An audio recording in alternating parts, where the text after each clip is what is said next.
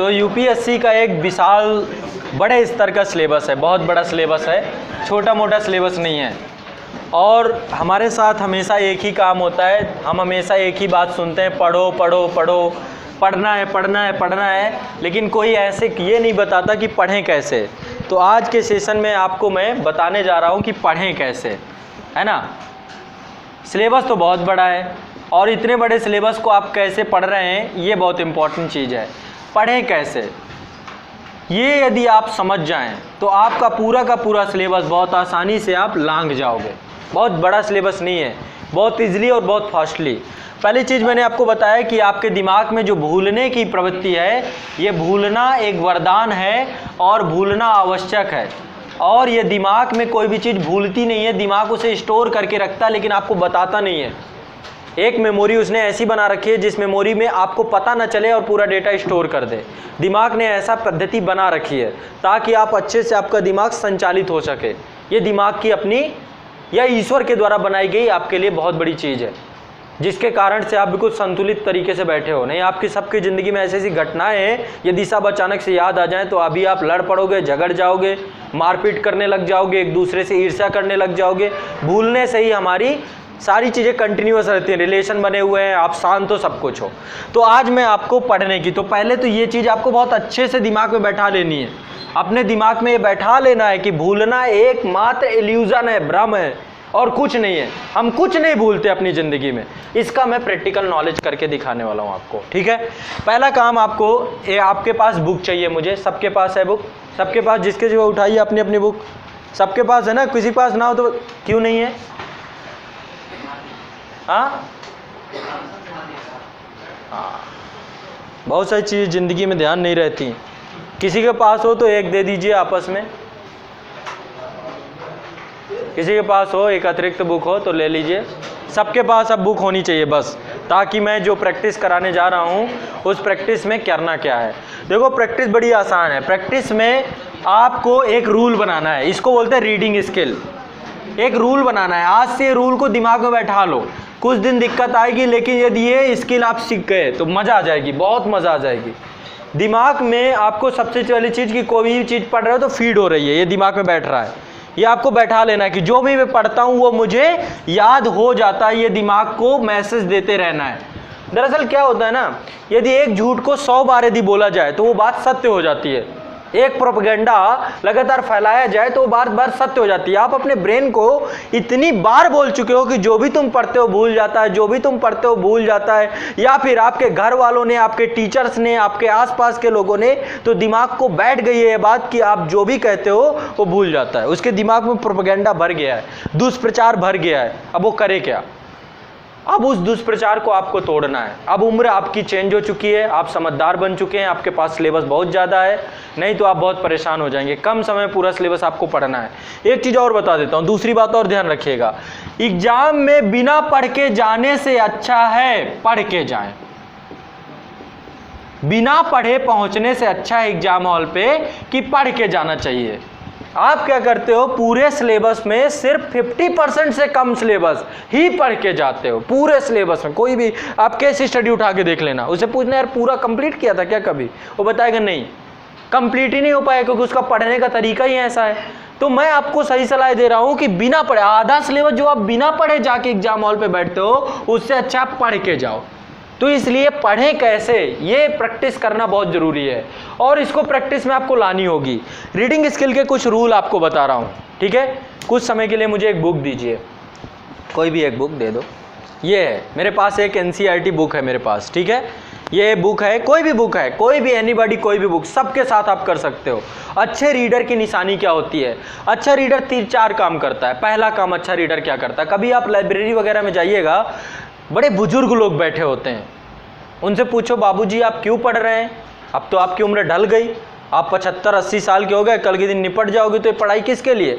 लेकिन वो पढ़ रहे होते हैं और बहुत गौर से पढ़ते हैं, बड़े गंभीरता से। न्यूज़पेपर देके घंटों पढ़ेंगे वो, और ऐसे पढ़ते हैं, ऐसे बुक लिए रहेंगे, बस ले लेके बस आराम से चल रहा होता है उनका, कुछ नहीं करते वो, बस ऐसे लिए रहेंगे और इतनी फास्टली पढ़ते हैं। उनसे कभी पूछे 1 घंटे में कितने चैप्टर जाते हैं? क्यों? क्योंकि उनका रीडिंग स्किल बहुत अच्छा हो चुका होता है और चीज़ें उन्हें याद रहती हैं। आप लोग विवेकानंद का नाम सुने कि विवेकानंद जो भी पढ़ते थे उन्हें बहुत याद है। उन्होंने एक रीडिंग स्किल डेवलप किया था और वही रीडिंग स्किल इतना अच्छा था कि लाइब्रेरी से आज बुक लेके जाते थे, कल वापस कर देते थे और कल में भी उसको चीज़ें याद रहती थी। पहली चीज़ उन्होंने प्रैक्टिस की कि ब्रेन को सारी चीज़ें याद रहती हैं। ये बहुत बड़े स्तर की प्रैक्टिस की।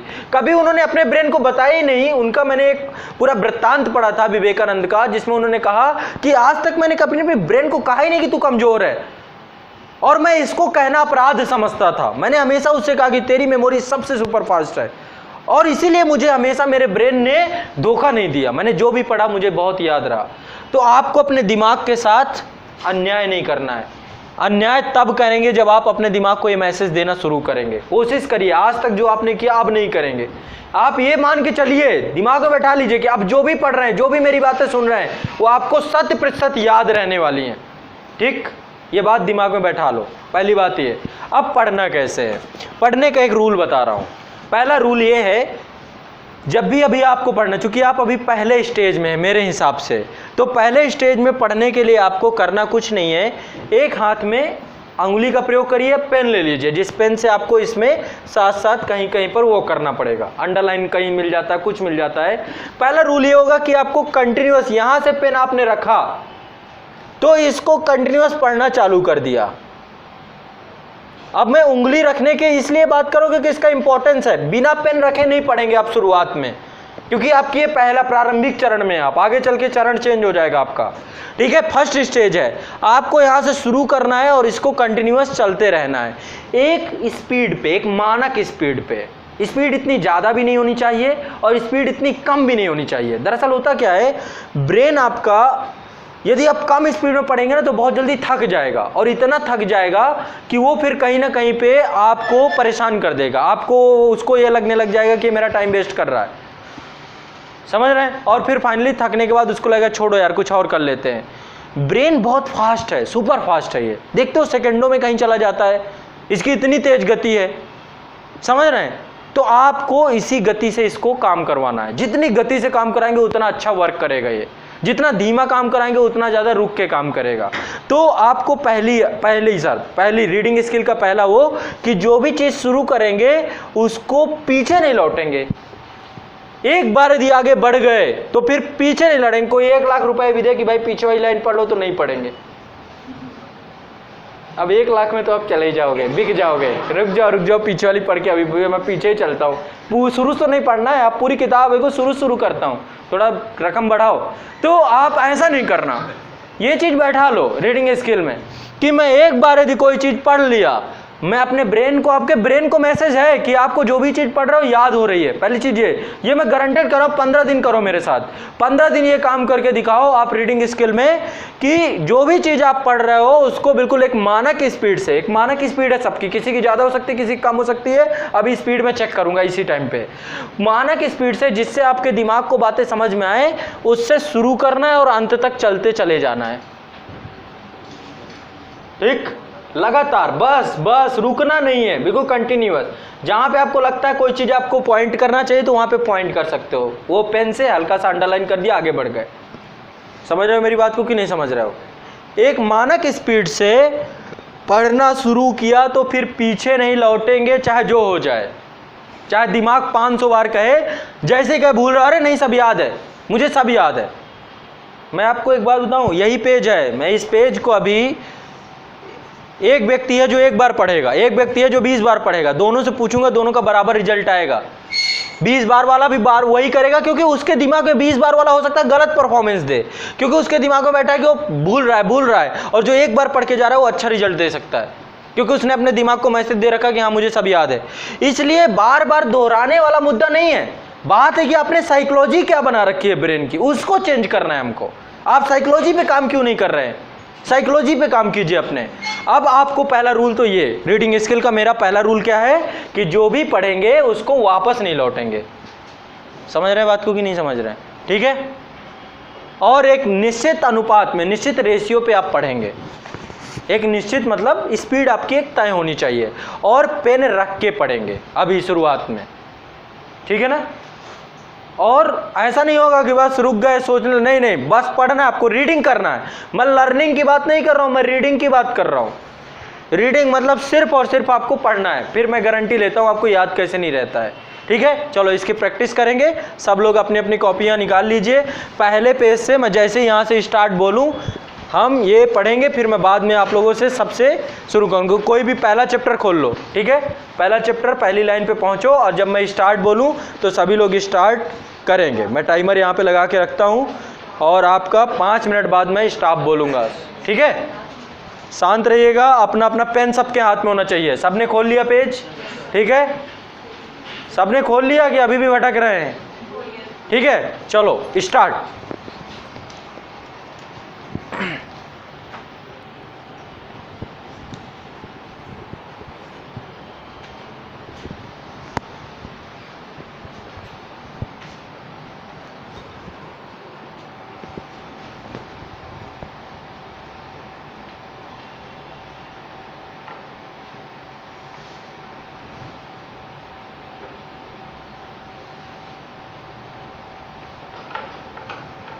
स्टॉप। वहीं पर टिक मार दीजिए जहाँ जहाँ पे आपने छोड़ा है, वहीं पे टिक मारिए। जहाँ पे आपने अभी पढ़ के जहाँ पे हुआ वहाँ पे टिक मार दीजिए।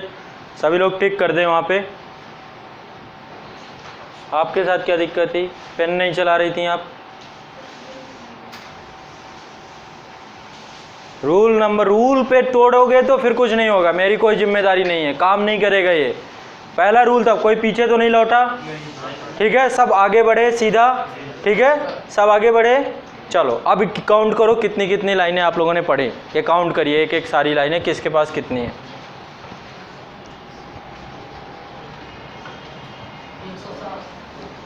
160 और कोई इससे ज़्यादा?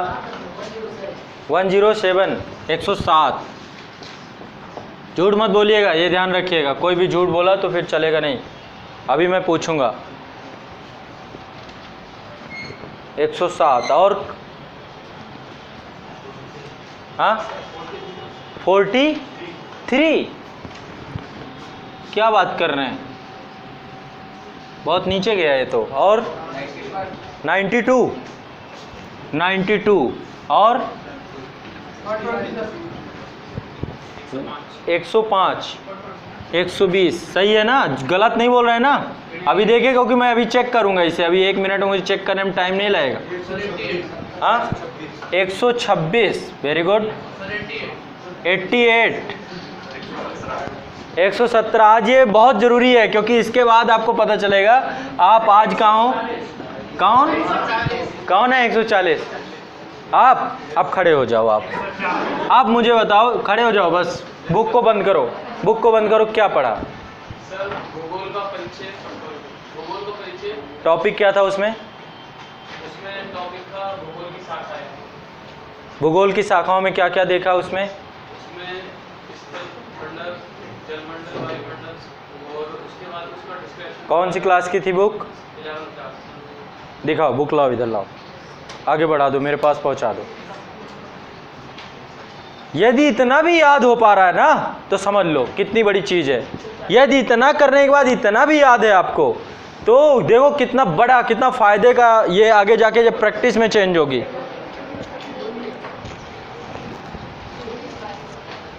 अब आपसे पूछूंगा मैं कितना क्या याद है ये, क्योंकि सबसे हाई स्कोर गया है। ठीक है, तो हाई स्कोर के साथ बनता है कि उससे कुछ पूछा जाए। अच्छा, किन का? 195 जा सकता है। देखो मैं नहीं कह रहा, मैं अपना बताऊंगा 5 मिनट में मैं कितना जाता। 195 गलत नहीं। थोड़ा बुक दिखाइए, बुक कैसी है? ऐसा तो नहीं कि उसमें एक ही पे। हाँ ठीक है, कोई दिक्कत नहीं है। ये है, अच्छा ठीक है, सही है। 195 ठीक है।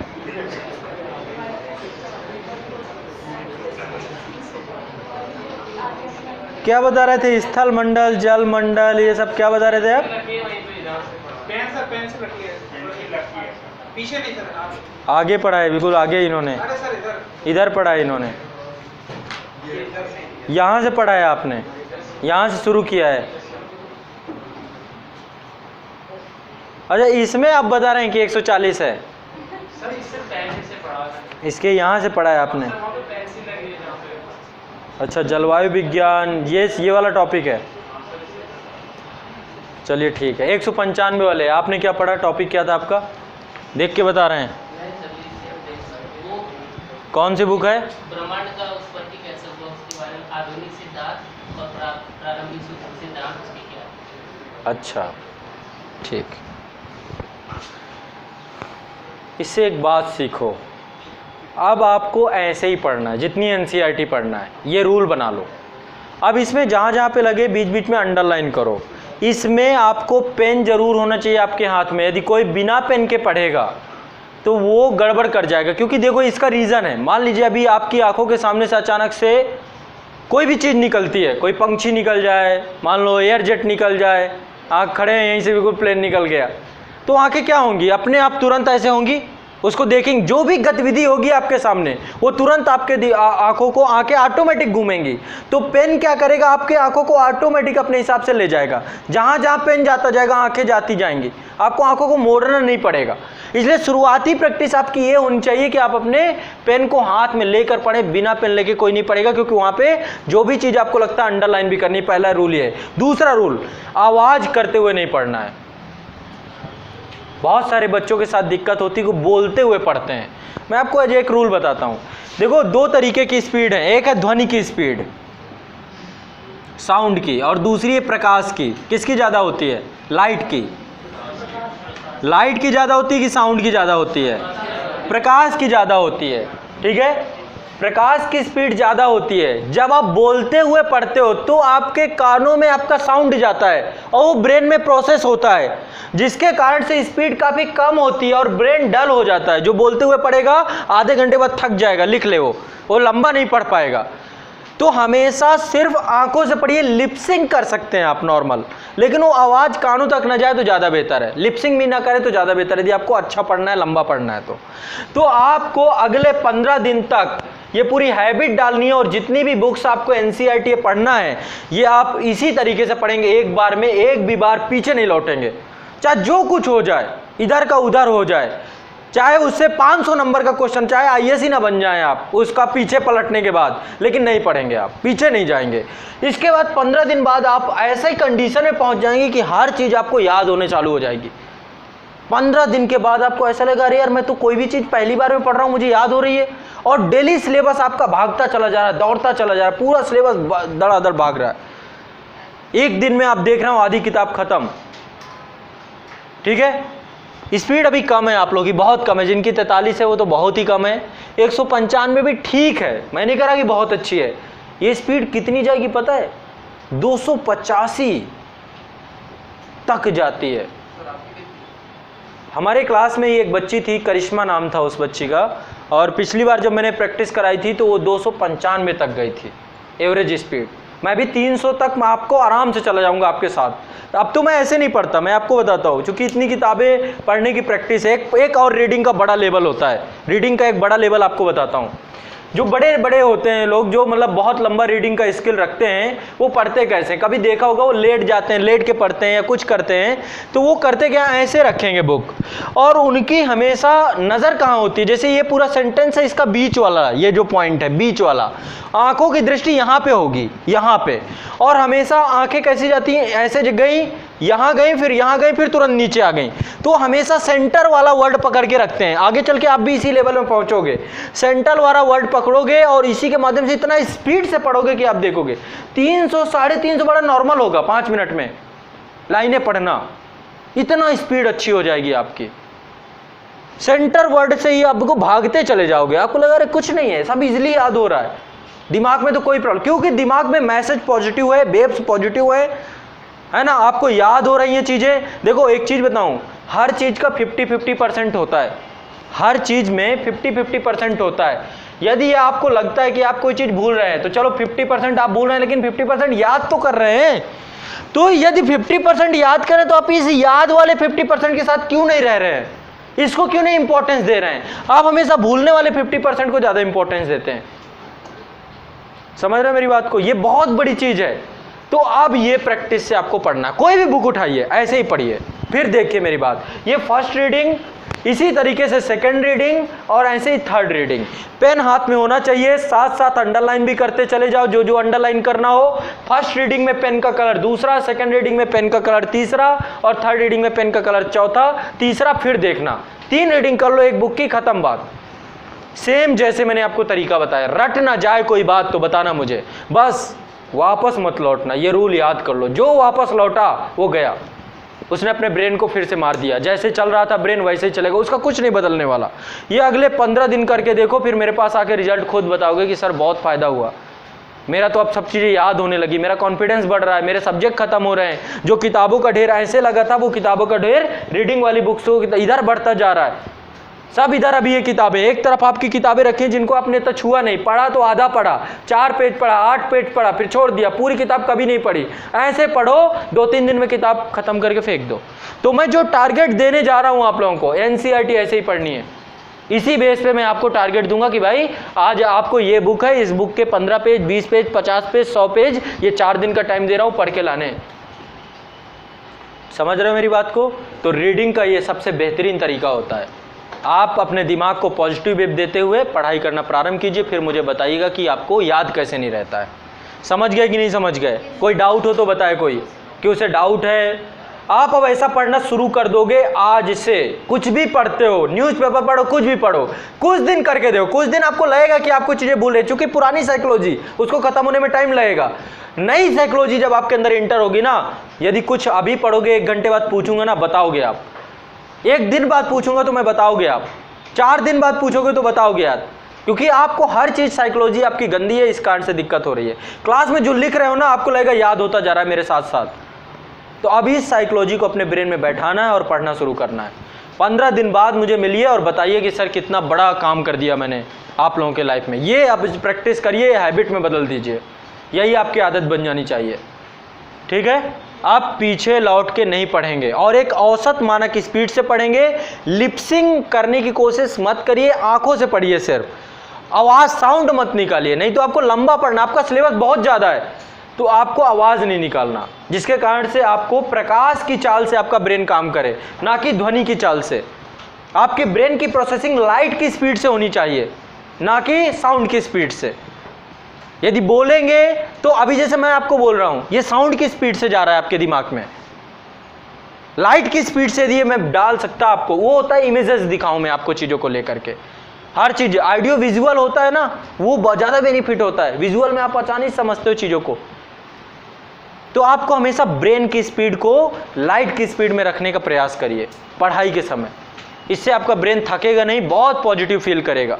और एक चीज़ और बताऊं, पढ़ने में एक और चीज़ इन्वॉल्व कर लीजिए, पोमोडोरो टेक्निक। पोमोडोरो टेक्निक क्या है? पोमोडोरो टेक्निक का मतलब है कि आपने जैसे मान लीजिए आपका 2 घंटे का स्लॉट है, क्लास में भी आप देखते होंगे मैं पढ़ाते पढ़ाते बीच में आप लोगों का एंजॉय कराने लगता हूँ, 2 बातें 4 बातें इधर की लेके आता हूँ। ये पोमोडोरो टेक्निक का एक टीचिंग में हिस्सा है। मैं इस टेक्निक को फॉलो करता हूँ अपनी पढ़ाई में भी, आप लोगों को पढ़ाने में भी। होता क्या है कि आधे घंटे बाद, ये वैज्ञानिक रीज़न है, आधे घंटे बाद ब्रेन में ऑक्सीजन की कमी, पानी की कमी, बहुत सारी चीज़ों की कमी होनी चालू हो जाती है। तो आपका ब्रेन क्या करता है कि, या फिर जो डाटा ब्रेन कलेक्ट करता है वो आधे घंटे के बाद उसको रिस्टोर, उस मेमोरी में डालना शुरू कर देता है। उस पूरे आंकड़े को इकट्ठा करके आपकी अवचेतन मस्तिष्क में डालना शुरू करता है आधे घंटे के बाद। तो जब वो ट्रांसफर कर रहा होता है डेटा, फाइल को ट्रांसफर, क्योंकि उसे आगे ध्यान लगा के रखना है, तो कुछ समय के लिए मन को भटकाता है आपके। बिल्कुल तय बात है, साइंस नहीं क्या, कभी देखिएगा नेट में डालिएगा यूट्यूब वगैरह में कि पोमोडोरो टेक्निक है क्या, बहुत बड़े बड़े रिसर्च हैं इस पे। तो आधे घंटे के बाद आपका ब्रेन जो है आपका डाटा ट्रांसफर करता है, या जो आंकड़े आपने पढ़े उनको संजोने का, उनको याद रखने की कोशिश करता है। तो उस अवधि में आपका ध्यान थोड़ा सा भटकता है, आपको लगता है, आपका दिमाग थोड़ा थकान सी महसूस करता है। तो उस अवधि में थोड़ा सा 10-5, वो बहुत लंबा टाइम नहीं लेता, 5-10 मिनट के लिए रिलैक्स लेना चाहिए। 5-10 मिनट के लिए इधर उधर की चीज़ें करनी चाहिए जो पढ़ाई की गतिविधि नहीं है। ठीक है? तो आप अपनी पढ़ाई में जब आप पढ़ रहे होते हो बंद एकांत कमरे में, आधे घंटे पढ़िए, 45 मिनट अपने ब्रेन से पूछ, आप जब पढ़ेंगे पढ़ते पढ़ते कितने मिनट बाद आपको थकान आती है, आप एक बार ऑब्जर्व करिए। लगातार 1-2 दिन 4 दिन पढ़िए कि पढ़ने के बाद कितने देर बाद दिमाग थोड़ा सा इधर उधर भटकना शुरू करता है। तो आपको पता चल जाएगा कि आपका ब्रेन का टाइमिंग क्या है। आपके ब्रेन की एक प्रॉपर टाइमिंग है जिसके बाद वो भटकता है, वो एक साइकिल बना हुआ है। तो अपने ब्रेन को एक बार ऑब्जर्व करके देखना है कि ये भटकेगा कितने देर बाद। तो जब ये टाइमिंग आपको पता चल जाएगी तो उस टाइमिंग के बाद ऑटोमेटिक पढ़ाई को छोड़ दीजिए, 5 मिनट के लिए, 6 मिनट के लिए, 10 मिनट के लिए, और उस अवधि में 3-4 काम कर लीजिए। पहला काम क्या कर सकते हैं, उस अवधि में जैसे क्लास है तो क्लास में तो मेरा काम है, टीचर खड़ा है वो पढ़ा रहा है, उसका काम होता है कि ये इसी को बोलते हैं एक अच्छी टीचिंग स्किल आपका, ताकि बच्चों के दिमाग को आप पकड़ के रखें, उनके दिमाग को इधर उधर डिस्टर्ब ना होने दें। मैं लगातार पढ़ाता जाऊँ, मैं आपको मशीन थोड़ा ना, आप बैठे हो, आपका ब्रेन है। तो टीचर का काम होता है कि बच्चों के दिमाग को पकड़ के रखे। वो टेक्निक तो टीचर है वो अपना प्रयोग करेगा, लेकिन आपका काम क्या है, जब आप सेल्फ स्टडी करते हो, आपका काम है कि आप उस अवधि में जब आपका दिमाग थकता है, यानी वो अवधि आपको पता चल जाएगी जब आप डेली ऑब्जर्व करोगे कि कितनी देर बाद ध्यान भटकता है, उस अवधि में 3-4 काम करो। पहला काम कर सकते हो, सोना नहीं है उस अवधि में, पहला काम कि 10 मिनट के लिए थोड़ा सा सो लेते हैं। काम कर सकते हो, एक्सरसाइज कर सकते हो। ब्रेन में डोपामाइन बढ़ाना है हमें। डोपामाइन एक हार्मोन्स होता है जो आपको खुशी प्रदान करता है, ठीक है। तो आपको थोड़ा सा एक्सरसाइज कर सकते हो, कुछ नहीं करो, पुशअप कर लो, सिटअप कर लो, सीढ़ियाँ उतर चढ़ लो, या फिर आओ ठंडा ग्लास पानी पी लो, पानी पीने के अलावा डीप ब्रीदिंग कर लो, थोड़ा सा कुछ खा लो। फल फ्रूट में देखो, खाने का टाइम अलग है, लंच का टाइम अलग है, डिनर का टाइम अलग है, वो उसी समय लंच निपटाने लग गए। वो पढ़ाई का टाइम था, पढ़ाई के टाइम में आप अपने ब्रेन को अच्छे से वर्क कराने के लिए कुछ बेहतर करने चाहिए। कुछ लोग तो चाय का सहारा लेते हैं, कॉफ़ी पीने लगते हैं, उससे क्या होता है, उत्तेजक पदार्थ होते हैं, वो आपके ब्रेन को एक्टिव कर देते हैं फिर से। वो नहीं लेना चाहिए, वो अच्छी चीज़ नहीं है। चाय कॉफ़ी आपको आपके ब्रेन को और निष्क्रिय बना देती है, आप अभ्यस्त हो जाएंगे। बिना चाय कॉफ़ी के फिर आपका मन नहीं लगेगा, उस सबसे बहुत बेहतर बेनिफिट नहीं है। बेहतर है कि आप अपने बॉडी के ऊपर काम करें। अब पता चला पुष्पे मार रहे हैं तो आप 25-30 मार गए, ऐसा भी नहीं करना, 2-3 बहुत हैं, बस 2-3 मार लो, इनफ हो गया। वो जिम में मारना आप 25-30-35 जितना मारना वो अलग मुद्दा है। यहाँ पे मैं चाह रहा हूँ पढ़ाई का एक हिस्सा क्या, कुछ जोक सुन लो, पढ़ाई के इतर का काम करना है बस, पढ़ाई के बाहर का काम जिसमें ध्यान बहुत ज़्यादा समय तक के लिए ना भटके, ठीक है। कुछ भी सुन लो, जैसे कि वो रेडियो FM में बउआ आता है ना, रौनक, बउआ को सुन लो, वो आनंद दे देगा आपको। थोड़ा सा कुछ भी सुन लो जो आपको मन लगता है। सिंगिंग का बहुत शौक है, म्यूजिक सुन लो। कुछ बजाना चाहिए, इंस्ट्रूमेंट बजाना चाहते हो, थोड़ी देर बैठ के बजा लो, 5-10 मिनट, जो आपकी मर्जी हो, ठीक है। कुछ लोग हैं कि लेके बाहर जाके बस फूकना चालू कर देते हैं, वो भी ठीक नहीं है। ये सब चीज़ें, ये तरीके होते हैं, थक गया दिमाग, कहते हैं रुक जाओ यार, फूंक के आते हैं। कभी आप देखोगे लोग तंबाकू खाते हैं, वो खड़े खड़े तंबाकू खाएंगे, जो मजदूर आदमी होते हैं वो सभी, ये सब काम स्टूडेंट के लिए नहीं है। आपका ब्रेन एक संपत्ति है, इस संपत्ति को बहुत स्वस्थ बना के रखना है। भोजन बहुत सिलेक्टिव हो, खान पान बहुत, तेल वेल वाली चीज़ें खत्म कर दो अपनी लाइफ से, नहीं खाओ तेल, ये चीज़ जो भी ऑयली हो छोड़ दो, या ऑयली फूड नहीं खाना मुझे, बॉयल फूड खाओ जितना भी हो, मिनिमम तेल, मसाला बहुत कम हो, ऐसी चीज़ें खाओ। फल फ्रूट भर दो अपने घर, फल फ्रूट रखो ज़्यादातर। तो ये सब चीज़ें यदि आप फॉलो करोगे ना, तो देखो दिमाग कितना अच्छा काम करता है, कितनी जल्दी, कितना बढ़िया आप जो भी पढ़ते हो आपको याद होता है। दरअसल आपने कचरा भर रखा है दिमाग में, और आपको लगता है कि नहीं सब बढ़िया है, सब बेहतर है, काम करना पड़ेगा आपको। तो पोमोडोरो टेक्निक होती है कि पढ़ाई, मान लीजिए 30 मिनट आपका ब्रेन काम करता है, तो 5 मिनट का रेस्ट, 10 मिनट का रेस्ट, फिर 30 मिनट पढ़ाई, फिर 5 मिनट का रेस्ट, फिर 30 मिनट पढ़ाई। आप लंबा पढ़ जाओगे, एक दिन में 18-18 घंटे बाद थकोगे नहीं। क्यों? क्योंकि आप प्रॉपर वर्क करके और ज़्यादा याद कर पाओगे। पढ़ने का तरीका ये, रीडिंग स्किल जो मैंने आपको बताया, और बीच बीच में ब्रेक लेने का तरीका भी बना के रखिए। 45 मिनट पढ़ना है, 5 मिनट का ब्रेक, फिर 45 मिनट पढ़ना है, फिर 5 मिनट का ब्रेक, सेल्फ स्टडी प्रोग्राम पे। समझ रहे हैं? बस ये 2 चीज़ें अपना लो, फिर देखो मुझे बताना कि सर कितना बढ़िया चल रहा है, बढ़िया से सब याद हो रहा है, सब कुछ पढ़ रहे हैं, कोर्स खत्म हो रही, किताबें खत्म होती जा रही, किताबें पूरी पढ़ रहे हैं पहली बार, आज तक कभी किताबें पूरी पढ़ी नहीं कोई भी किताब को, फिर बताना आप मुझे, ठीक है? ठीक है कि नहीं ठीक है? हाँ, तो ये इसको फॉलो करके देखो, फिर मुझे बताना। और सर स्पीड में ये हो रहा था कि दिमाग भटक नहीं रहा था। यदि आप ज़्यादा स्पीड में पढ़ोगे, अरे वो देखते हो ना जो मोटरसाइकिल वाले स्टंट करते हैं, वो 100 की स्पीड में ना चलाए, उससे कहो भाई 20 की चला के दिखाओ, तो 2 मिनट में गिर जाएगा, खुद भी गिरेगा, खुद भी। स्पीड बहुत अच्छी चीज़ है, स्पीड किसी भी चीज़ को एकाग्र बना के रखती है, ठीक है? तो आप स्पीड से करोगे, क्योंकि ब्रेन की स्पीड वो है। दरअसल एक सिद्धांत है, मैं आपको एक सिद्धांत बताता हूँ, ब्रेन का सिद्धांत है। ब्रेन के पास थ्योरी ये है कि उसे भटकना ही है, ईश्वर ने उसे बनाया ही भटकने के लिए है। आप क्या चाहते हो? आप उस सिद्धांत को तोड़ना है, वो रूल है, वो नियम है, प्रकृति का एक लॉ है, उठ के भटकने का नियम है। आप नियम तोड़ना चाहते हो। गुरुत्वाकर्षण का नियम है कि कोई चीज यदि ऊपर से फेंकी जाए तो नीचे ही जाएगी, वैसे ही दिमाग का नियम है को भटकेगा ही। आप क्या चाहते हो कि कोई चीज नीचे फेंको ऊपर जाए, तो आप नियम तोड़ना चाहते हो गुरुत्वाकर्षण का। तो आप चाह रहे हो दिमाग ना भटके। कैसे ना भटके भाई, उसको तो उसका नेचर है, वो इसी प्रकृति में बनाया गया है।